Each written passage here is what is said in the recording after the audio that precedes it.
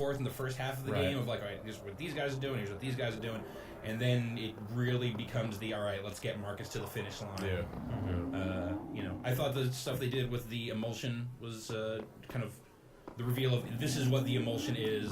Like I was like, okay, this is like this kind of pieces together the stuff they've been doing, and it helps make things like the Lambent make sense. I thought it was a waste of Ice-T's talent as Griffin. His scenes are great. I wish there were more of them. And it ends so oddly. Well, yeah, there needs to be a better resolution to that. See, I liked all of the implications of who that dude was before everything went bad. I thought that was really interesting. Yeah. But then he was just like, he's kind of a dick, and then everything goes bad, and he hates Marcus, and then he leaves and continues flips him to be off. a dick, flips him off, and then rides away. It's like, well, all right. That's gangster. I guess we'll see you. No, we won't. I don't know. It felt like the character had There's no more arc. DLC coming. Who knows? The character I has no think arc they already because said that it's not. that's not like he never found a way to coexist peacefully and work with those guys. Right.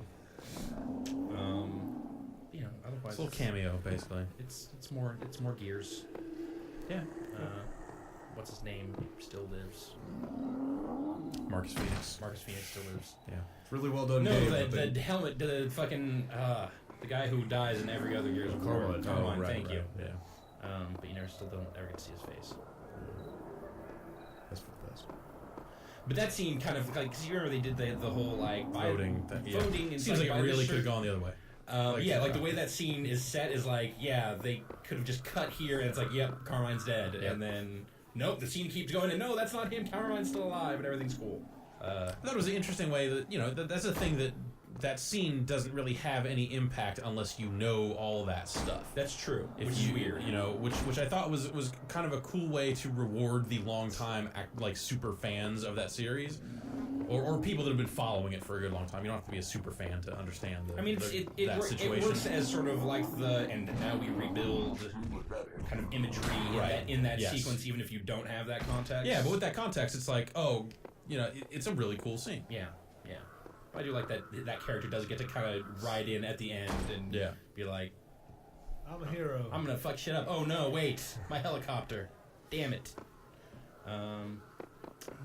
What else about Gears of War 3? I guess it was just the Dom thing. I was just like thank fucking God. We don't have to deal. But now it's Marcus is being mopey because Dom is dead. It's like, let's move on. Let's chainsaw. Marcus will get over it. Let's chainsaw. Marcus is mopey because everyone's dead. Except for Anya. He's bummed about that. Yeah. He'll be tied down when this is all over. That's right. Shit. How do you feel about the stuff that was left unsaid?